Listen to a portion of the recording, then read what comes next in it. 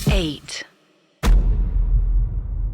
अर्श, अभी कुछ एपिसोड्स पहले हम लोग बात कर रहे थे हेरिडिटरी, जो एक फिल्म थी। इस फिल्म के जो डायरेक्टर हैं एरी आस्टर की एक और बड़ी क्रिटिकली एक्लेम बड़ी शानदार मूवी है, एटलीस्ट मुझे बहुत शानदार लगती है।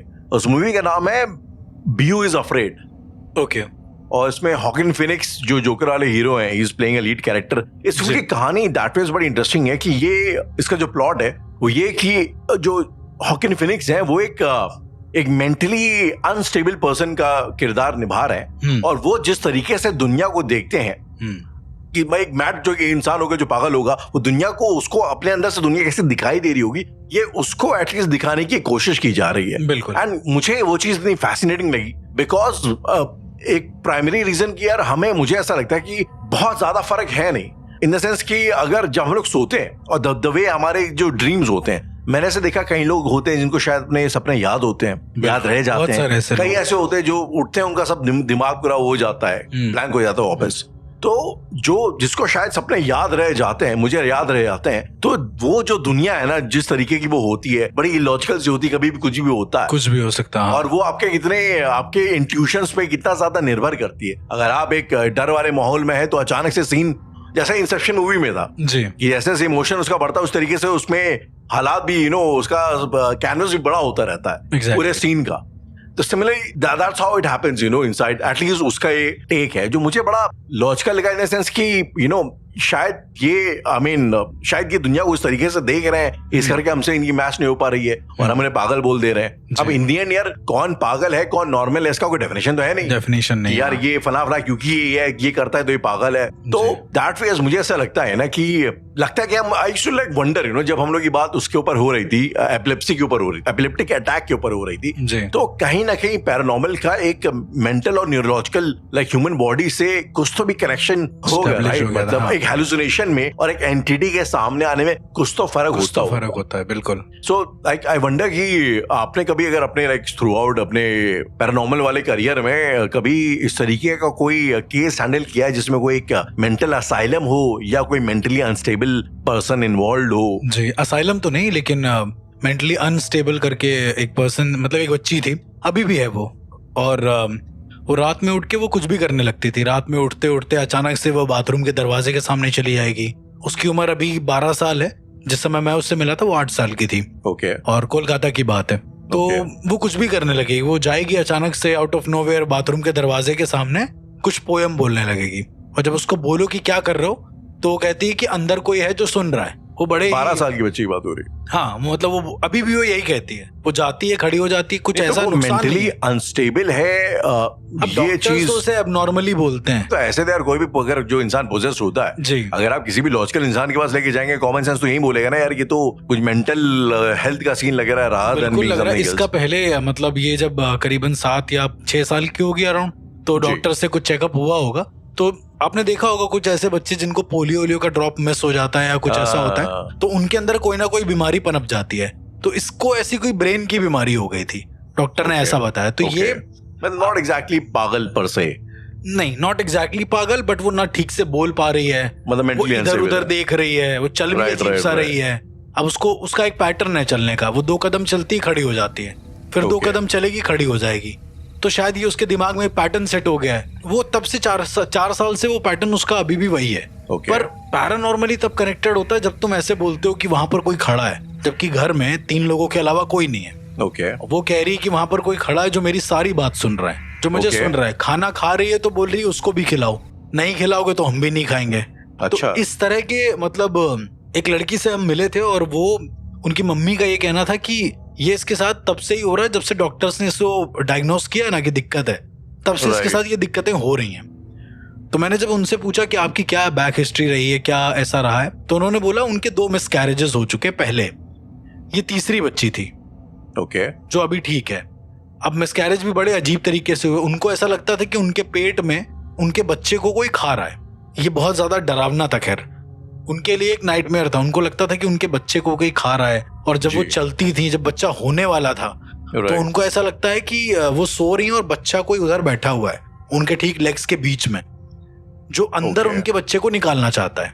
ये उनके पास एक क्या ये लेडी मेंटली अनस्टेबल थी? नहीं, बिल्कुल नहीं थी। लेडी एकदम सही थी। ओके इनको ऐसा हेलुसिनेशन होता था, इनको लगता था कि ये जो है मतलब, अच्छा आपने एक वो गुरु जी के बारे में बहुत सुना होगा, जो लोग गुरु जी के एक प्रॉपर संस्था को मानते हैं ऐसा करके, पंजाबी लोग जो होते हैं बेसिकली, ये उन्हीं के मतलब उससे बिलोंग करती थी। तो इनका कहना था कि गुरुजी हमें प्रोटेक्ट कर लेंगे या कुछ ऐसा कर लेंगे, पर समय के साथ साथ ना ये चीजें बिगड़ती चली गई। उनकी जो बच्ची थी एक दिन बाहर चली गई, घर खुला हुआ था, अच्छा मेंटली अनस्टेबल है और घर के बाहर चली गई, पता नहीं कहाँ चली जाए।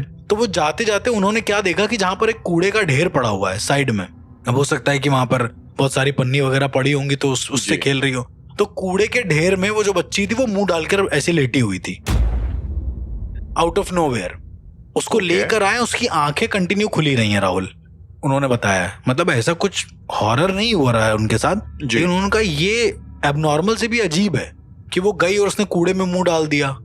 पागल तो कह लोगे इसको, पर उसकी आंखें क्यों खुली थी? उसकी आंखें कंटिन्यू खुली रही, वो बोली पलक तक नहीं झपका रही थी, उसने कम से कम आधे घंटे बाद पलक झपकाई है, और पलक ना झपकाने की वजह से आंखों में एकदम पानी आनी भर गया था उसके, ऐसा करके वो बता रही थी।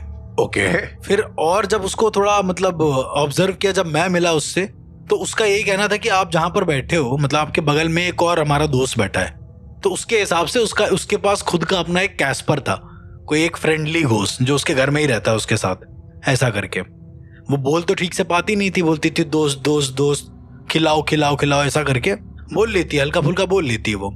तो ये उससे समझ में आ रहा था कि कोई ना कोई एक और ऐसी एंटिटी है या कुछ तो ऐसा है जो उसके घर में एग्जिस्ट करता है कहीं ना कहीं।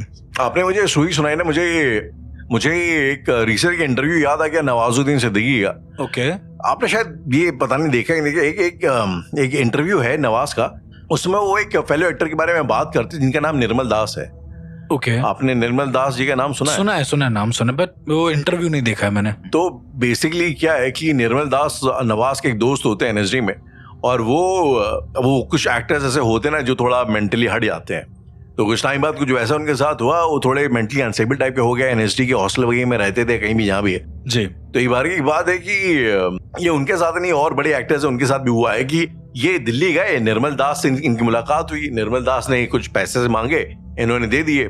उसके बाद ये बॉम्बे आए, बॉम्बे में आके अपना धो के नहा धो के गए जूहू बीच पे, अचानक से निर्मल दास उनको वहां दिखाई दी। ओके और उसके बाद इन्होंने ही बताया कि कोई एक और एक्ट्रेस थी एनएसडी की, उनको सेम जो है उन्होंने निर्मल दास के बारे में सोचा, बात करी, और निर्मल दास उनको जर्मनी के एक उसमें एयरपोर्ट के बाहर दिख गया, जर्मनी इंडिया में शायद दिख गया एयरपोर्ट के बाहर जी। तो यार ये एक कहानी मुझे ना उसकी निर्मल दास की याद है, जो बड़ा एक मिस्ट्री टाइप का है इंटरनेट पे, कभी आप जाके पता करिएगा निर्मल दास के बारे में, it's quite interesting that face. हाँ मतलब ऐसा मैंने सुना है कि वो और भी एक सिर्फ नवाजुद्दीन को ही नहीं, बहुत लोगों को अलग अलग तरीके से दिखा है वो, ऐसा करके। अब शायद उसके अंदर जादू था, क्या था, आई डोंट नो, पता नहीं क्या, लेकिन ये एक एनएसडी की एक मिस्ट्रीज हैं जिसके बारे में नवाज बता रहे थे, और उनके से काफी और एक्टर्स के साथ। अच्छा से अर्श, मैं भी बॉम्बे में काफी रहा हूँ, और बॉम्बे में जिस बिल्डिंग में मैं रहता था वो पूरी एक्टरों की बिल्डिंग थी, तो जमाने भर के एक्टर मैंने देखा ना कि स्पेशली ऐसे कमेंट करना तो आई थिंक बड़ा गलत है, लेकिन जो थिएटर के बैकग्राउंड से आते हैं ना, वो थोड़ा उनका मेंटल माइंडसेट कुछ अलग ही टाइप का होता है। माइंडसेट अलग होता है, वही है कि अब तुम्हारे हिसाब से नहीं हो रहा तो तुम्हें थोड़ा पागल टाइप का लग रहा है, वैसा वाला एक सीन है। वही मैं उस पर मैं बोलना नहीं चाहता हूँ बात, लेकिन क्या है कि मैंने जो नोटिस करी कि वहां पे मैंने बड़े अतरंगी टाइप के कैरेक्टर्स देखे। एक्टिंग इन जनरल एक बड़ा ऐसा काम है ना जो बड़ा मतलब actors are insecure by nature, मतलब वो कुछ काम ही वैसा होता है जी, या आपको ऐसी चीजें समझनी है जो शायद एग्जिस्ट भी ना करें जी, या आप बड़ा, तो उसमें मैंने कई लोगों को देखा कि कई एक्टर्स ये थे जो मेरे साथ में, एक था वो पार्ट टाइम, मतलब वो काफी मेडिटेशन वगैरह करता था, तो वो अचानक से वो लोगों को अपने पुराने जन्मों की बातें पता लग जाता था मतलब, और ऐसे तमाम। एक एक्टर तो यार मुझे आपने आई एम श्योर प्रीटी देखा होगा, वो आई थिंक पगला गया, वो एक जमाने में अमिताभ बच्चन के वो थे, डुप्लीकेट थे, और आज भी भाई आपको एकदम काले सूट में आपने देखा उसको बालाजी के ऑफिस के बाहर टहलता रहता है। मुझे उससे मुझे मतलब बहुत ज्यादा वो स्कैरी लगता था जब भी, मतलब कि वो पूरे उसी अंधेरी वेस्ट इलाके में लक्ष्मी नेशनल एस्टेट में घूमता टहलता रहता था। इन अ वे एग्जैक्टली पागल भी था, लेकिन इन अ वे वो अलग ही जोन में चले गए थे भाई, और वो कहीं भी जहाँ अमिताभ की एक्टिंग करने लग जाए, लोग ताली बजा रहे, उसी 10-12 रुपए लेके खुश जी। तो ये मुझे बड़ा पता नहीं, कुछ एक्टर्स के साथ ज्यादा ही फैसिनेटिंग लगता है ऐसा। जब आपने एक्टर्स की बात करी ना, तो मैं आपको बताता हूँ, मुंबई में एक देव सर का इंस्टीट्यूट है माँ, और वो बहुत फेमस है एक्टिंग के मामले, मतलब सारे इंस्टीट्यूट से ऊपर है, मेरा ऐसा मानना है, क्योंकि वो नेक्स्ट लेवल पे है। उनका इंस्टीट्यूट। तो उनके इंस्टीट्यूट में एक लड़का था, मुझे आज भी याद है, शिवम नाम था उस लड़के का। तो उसका क्या सीन था ना कि वो बहुत ज्यादा माइथो पढ़ता था। मैं ये नहीं कह रहा हूँ किसी को ये नहीं बोल रहा हूँ कि मत पढ़ो, बट वो पढ़ता था, उनके कैरेक्टर को ऑब्जर्व करता था बहुत ज्यादा। तो आपको याद होगा कृपाचार्य के बारे में, कृपाचार्य जो महाभारत के बहुत स्पेशल कैरेक्टर्स में से एपिसोड कर चुके हैं, राइट? एपिसोड्स भी हो चुका है इंडियन वैदिक पॉडकास्ट में। तो वो बंदा कृपाचार्य को बहुत ज्यादा स्टडी करता था। उसके बाद उसने स्टडी किया परशुराम को। अब आप देखना उसकी मतलब क्या थिंकिंग चल रही है। परशुराम को ऑब्जर्व किया, उसका ब्रेकअप हो गया। मैं एक बात बता रहा हूँ आपको कि उसके साथ जो जो हुआ, तो परशुराम को ऑब्जर्व किया, उसका ब्रेकअप हो गया, उसकी मारपीट हो गई अपने दोस्तों के साथ में। फिर उसने ऑब्जर्व किया अश्वत्थामा को अलग तरीके से, तो उसको चोट वोट लगती, उसको कोई फर्क नहीं पड़ रहा है, कह रहा अरे सब ठीक हो जाएगा। मतलब मैं इसलिए ये बता रहा हूँ, कॉन्टेक्स्ट इसलिए दे रहा हूँ क्योंकि वो कैरेक्टर को इतना ऑब्जर्व कर ले रहा था, या कुछ भी मान लो उसके बारे में पढ़ रहा है, उसको इतना ज्यादा इन डेप्थ हो जा रहा था कि उससे निकलना उसके लिए पॉसिबल था ही नहीं। राइट। कुछ लोग ऐसा कैरेक्टर में अंदर घुस जाते हैं कि फिर उनके लिए क्या हुआ, अच्छा ये चौल वॉल में रहता था, तो ये रहता था करीबन 3 मंजिल का, हमेशा एक चौल होता था। तो वहां पे ग्राउंड फ्लोर, पहला फ्लोर, दूसरा फ्लोर, इस तरह से होता। तो ये महाराज क्या काम कर रहे थे, एक दिन दूसरे फ्लोर से कूद रहे थे नीचे की ओर, ऐसा करके। तो कूदे तो लड़ भिड़ के कहीं पहले फ्लोर में गिरे होंगे, या कुछ भी होगा, रास्ते में तार से फंस के कहीं गिरे होंगे। इनको लगी भयंकर चोट बहुत ज्यादा। तो अब जब इनकी आंख खुली है हॉस्पिटल में, तो इनका ये कहना था कि इनके सामने कृपाचार्य परशुराम दोनों बैठे हुए हैं, कह रहे हैं कि ठीक हो जाओ तो हम लोग चलते हैं कहीं और, ऐसा करके। और ये बार बार बोले। हम लोग मिले उससे, देव सर भी आए, कहते हैं यार लाओ देखते हैं कौन है क्या है। वो मिले, कह रहे तुम बेटा इतने कैरेक्टर में मत रहो कि तुम परमानेंट उसी चीज में डूबे रहो। और देव सर का नाम बहुत है मुंबई में। तो उसके बाद वो कहता है कि तुम जो हो, तुम भी कृपाचार्य के शिष्य हो, पर तुम बता नहीं रहे हो। Right. उसको डॉक्टर ने अपने हिसाब से चेक किया कि भाई पागल तो नहीं हो गया है या कुछ ऐसा नहीं हुआ था। वो पागल एकदम सही था, उसको सब याद था, उसका घर कहाँ है, माँ बाप के नाम क्या है, हर एक चीज, बोलने में फिट, दिखने में फिट और ऐसे भी फिट वो, बट मेंटली रूप से हिल गया पूरी तरीके से।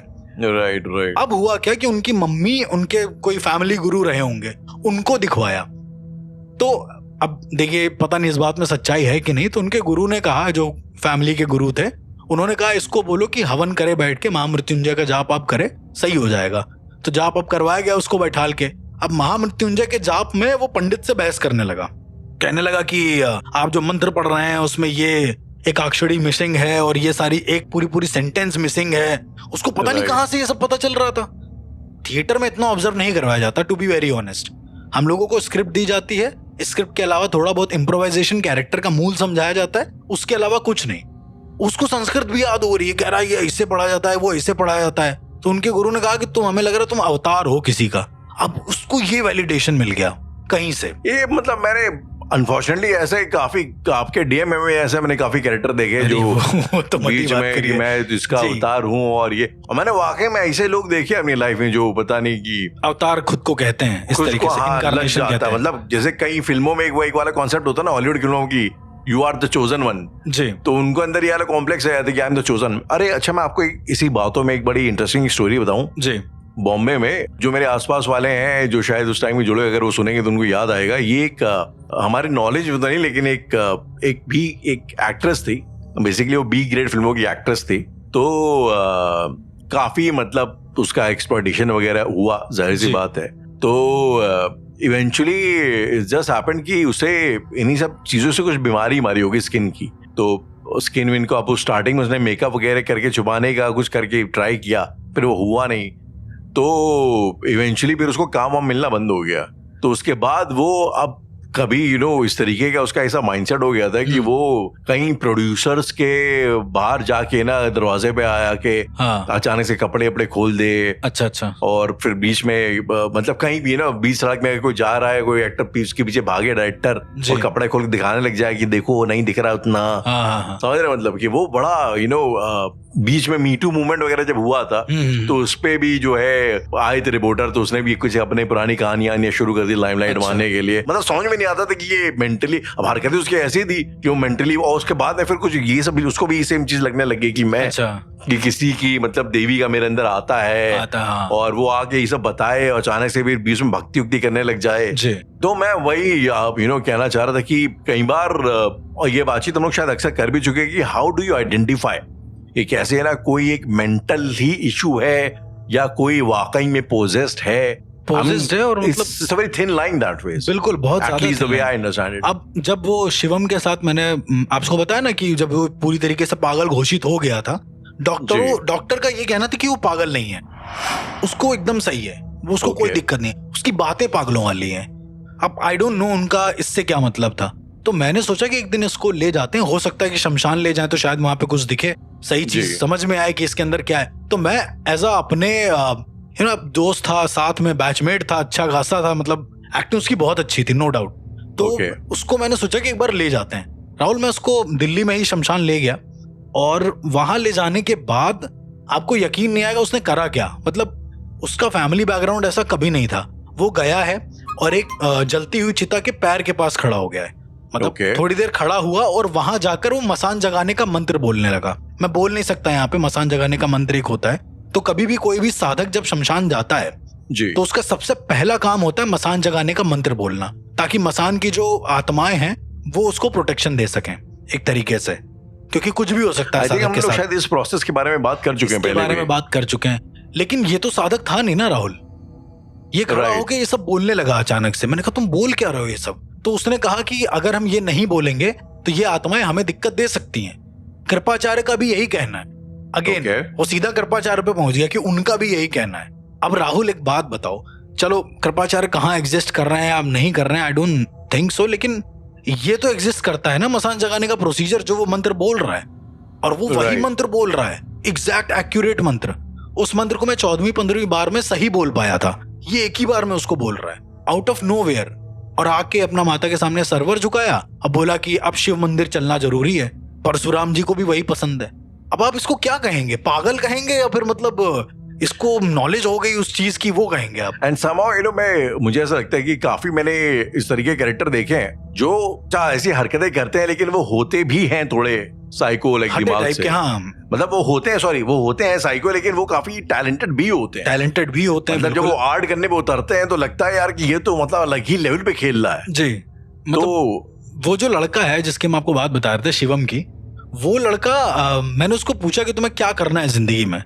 कहता है कि मेरा तो अवतार होता रहेगा, तो मेरा पर्पस डिसाइडेड है कि हमें क्या करना है। हमने कहा एक्टिंग वगैरह जो करते आए हो जी, कह रहा वो अब नहीं करेंगे, मेरा मतलब मेन जो मोटिव था वो वहीं तक था, अब नहीं करना है। उसने छोड़ दिया देव सर का इंस्टीट्यूट, अब वो ये दिल्ली में आके रहने लगा है। मिलता है मुझसे कभी कभी, नॉर्मली ऐसी बात करेगा, थोड़ी देर बैठा बैठा रहेगा, बोलेगा अब मिलने का टाइम हो गया उनसे, अब हम जा रहे हैं। आई डोंट नो कैसे उसकी अर्निंग चल रही। इकलौता लड़का है वो घर का, उसका कोई भाई वगैरह नहीं है। एक बहुत फेमस किस्सा है, अगर जैसे आप मुंबई जाएंगे तो वहां पे बालाजी टेलीफिल्म्स का एक बहुत फेमस किस्सा है। तो हॉरर मूवीज बहुत बनती थी उस टाइम पे, ये फियर फाइल्स वगैरह इन सब का एक बहुत लंबा दौर चला था कि फियर फाइल्स आता था, आहट आता था, आप बीती आता था, मतलब अलग अलग सीरियल आते थे। और उस समय पर आप हर चैनल में कोई ना कोई एक वो सुनेंगे जरूर कि कोई हॉरर स्टोरी आ रही, कोई कुछ ऐसा आ रहा है। तो एक बंदा आया था, उसने ऑडिशन दिया था हॉरर उसके लिए, और उसमें रोल था तांत्रिक का। तो उसको एज अ तांत्रिक के रोल में एकदम न्यू फ्रेशर में उसको जाना है, तैयारी करी होगी, अपना गया होगा प्रोडक्शन हाउस में, उसने दिया होगा ऑडिशन। राइट। तो सारे प्रोडक्शन हाउस में मोस्टली उसको रिजेक्ट कर दिया। जो टीम होती थी, क्रिएटिव टीम बोलती थी कि अभी आप में ये कमी है या फिर ऐसा ऐसा है, उसको थोड़ा मना कर देती थी। तो ऐसा कहते हैं कि वो बालाजी टेलीफिल्म्स का जो मेन ऑफिस है ना दादर में, उसके सामने वो बैठा रहता था परमानेंट, कि मतलब अब मेरा नंबर आएगा, अब शायद मेरा नंबर आएगा, अब मेरा नंबर आएगा। वो बैठा रहा है और करीबन 1 साल तक, मेरी एक दोस्त थी उसमें टीम में थी, तो उसने कहा कि काफी टाइम तक वो बैठा रहता, रात भर बैठा रहता था, वहीं खाता था, वहीं सोता था। ऑडिशन देने आया था ना, जाओ यार तुम अपने घर पर जाओ, जब हो तब आना। ऑडिशन नहीं होता तो भी बैठा रहता था। एक दिन क्या हुआ, उसके बाद से दिखना बंद हो गया वो बंदा। तो पता चला कि रात में एक दिन उसको ठंड वंड लगी होगी, बहुत गंदी ठंड पड़ी होगी वहां पे, और उसके बाद उसकी मौत हो गई। तो उसकी बॉडी को ले जाके जलावला दिया, उसका कोई नहीं था जिंदगी में इधर उधर। राइट। तो अब उसको जलावला दिया गया। अब देखो राहुल, यहाँ पर एक बड़ी अजीब सी चीज आती है। एक तो तांत्रिक का रोल, मतलब फेक तांत्रिक, वो तांत्रिक है नहीं बट तांत्रिक का रोल कर रहा था, और वही रोल को करते करते उसी डेमो में वो पागलों की तरह बैठा है कि भाई। और मुंबई ना राहुल, सच में आपको भी पता होगा, ऐसी जगह है जहां पर हजारों लोगों के सपने मरे, मतलब। और यही बात कोई करता नहीं है जी एग्जैक्टली मुझे लगता है कि हाँ बहुत सपनों की जगह है भी, लेकिन मैंने बहुत ज्यादा वहां पे लोगों को लाइक टूटते हुए भी देखा है, तो जिसके बारे में लोग हाँ बात करते नहीं। आपने एक पंचायत करके एक बड़ी अच्छी सीरीज है जी, पंचायत में एक जो वो एक एक्टर है ना जो वाला रोल प्ले करता है, जो विलन टाइप का जो है, तो जो पंचायत इलेक्शन में उसके खिलाफ खड़ा होता है, तो उस एक्टर का एक इंटरव्यू आ रहा था, उसने बड़ी सही बात बोली यार कि अगर आपको बड़ी हिम्मत हो तभी यहाँ पे आना। उसी ने निर्मल दास का एग्जांपल भी दिया था, क्योंकि अच्छा लोगों को बिखरते वहां पे टाइम नहीं लगता, मतलब टाइम नहीं लगता, बिल्कुल बिल्कुल सही कहा जो आपने। बहुत जैसे जो कोई स्मॉल टाउन से आते हैं तो शायद वो काफी रफ होता है तो वो आता है, कई लोग जो है उससे भी आते हैं, अच्छी फैमिली से भाग के आते हैं, तो उनका जो बहुत अच्छे किस्म के लोग भी होते हैं। अब ये जो जिसके बंदे की बात बता रहे थे, जो बालाजी टेलीफिल्म्स के सामने बैठा रहता था, ये कहीं किसी छोटे शहर से आया होगा, इसको था एकदम भारी पैशन कि इसको करना है, हॉरर में ही करना है। तो अब अच्छा मेरी दोस्त ने क्या बताया कि अच्छा जो मेरी दोस्त है अभी फिलहाल वो एक बड़ी कंपनी में लग गई है, अच्छी खासी कंपनी में, तो कह रही है कि यार अब हो सकता है कि हमारे दिमाग में ये बैठ गया, कभी कभी सिर्फ पागलों के ऊपर ही इम्पैक्ट नहीं होता है, उनके सामने जो क्राइटेरिया होता है वो जो पागल होते हैं उन पर भी इम्पैक्ट कर जाते हैं कहीं ना कहीं। तो मेरी जो फ्रेंड है वो कह रही है कि अभी भी मतलब हमारे ऑफिस के बाहर भीड़ लगती है। एक दिन ऐसे कोई हॉरर वेब सीरीज बन रही थी वो, ठीक है, और इंडिया के लिए, तो उसमें ऑडिशंस लिए गए, अच्छे अच्छे एक्टर आए, तो उसमें उसको लगा कि वो भी आया है, मतलब एक बंदा था पूरे फुल गेटअप में था, उसको लगा ये वही है, इसने नाम पूछा, नाम तो कुछ और था, ऑडिशन दिया, ऑडिशन देने के बाद ना इस पर वो जो लड़की थी उस पर कुछ ऐसा असर कर गया वो चीजें, तो वो जाके नीचे देखने लगी, और बड़ी अनसपोजिंगली होता है ना कि सामने एक बाउंड्री होती है जहां पर सब लोग बैठते हैं ऐसा ऐसा करके, उस लड़की ने जब देखा तो वो ठीक वैसे ही दोनों पैर ऐसे करके बैठा हुआ था। राइट, नहीं ये साइकोलॉजिकल है कि भाई वो उसका मन है, वो बैठ गया, लेकिन ये बहुत डर गई। फिर इससे बालाजी टेलीफिल्म्स के आसपास जो इसके फ्रेंड्स वगैरह थे उन लोगों से बात करी, तो उन लोगों ने कहा कि उसकी आत्मा आज भी दिखती है कहीं आसपास, उसी रोड पर। चुकी है। नहीं, मेरे दोस्त ने वहां पे बालाजी टेलीफिल्म्स के जो आसपास के कलीग्स थे उसके, उनसे पूछा कि क्या बाहर कुछ होता है, वो तांत्रिक बाबा याद है, उसको अचानक से हिट किया। तो वहां के जो कलीग्स थे वो बोलने लगे वो तांत्रिक बाबा आज भी कहीं आसपास दिखता है, उसकी आत्मा दिखती है, लोग ऐसा बताते हैं, और वो ये बोलती है कि मेरा गेटअप अच्छा नहीं है, मैं अच्छा नहीं दिख रहा हूं, क्या मुझे लिया नहीं जा सकता वहां पर, एक्चुअली में भटकती है वहां पे उसकी आत्मा। ये बहुत फेमस है वहां के, मतलब आसपास के अगर आप लोगों से पूछो, संतोष नगर और आसपास के जितने भी लोग हैं उनसे पूछोगे तो कहेंगे ऐसे, मतलब एक बाबा की, पागल बाबा की आत्मा मौजूद है, परेशान नहीं करती वो किसी को। तो ये सब जो कहानियां अर्श, ये मेंटली अनस्टेबल या डिसओरिएंटेड लोगों की, कि मुझे ऐसा लगता है कि जो मेंटल असाइलम्स होते होंगे, जो पागल खाने होते होंगे, हम लोगों ने इससे पहले जेल्स के ऊपर बातचीत करी है, जो भी इस तरीके के क्लोज टाइप के कैंपसेस होते हैं जहाँ ट्रॉमा ज्यादा होता है, जहाँ पे एक लेवल पे ट्रॉमा ज्यादा होता है, तो मुझे ऐसा लगता है कि वहां पे कलेक्टिवली कुछ ना कुछ तो वहां के वाइब्स में ऐसा होता होगा, कि जो कि कई बार मैं जब मैं वहां की वीडियोस देखता हूँ मेहंदीपुर बालाजी के, जिस तरीके का वहां पे, खैर वो तो जगह भी, लेकिन वहां पे जिस तरीके से लोगों को ट्रीट किया जाता है, काफी रेडिकल तरीके होते हैं लोगों को ट्रीट करने के। बिल्कुल, आई एम प्रीटी श्योर पागल खानों में भी इस तरह का कुछ ना कुछ होता होगा, अलग अलग तरीके की चीजें होती हैं वहां पे। तो एग्जैक्टली, जहां पे इस लेवल का ट्रॉमा होता है, तो आई एम प्रीटी श्योर वहां पे कुछ ना कुछ पैरानॉर्मल चीजें तो पनपती होंगी फॉर श्योर।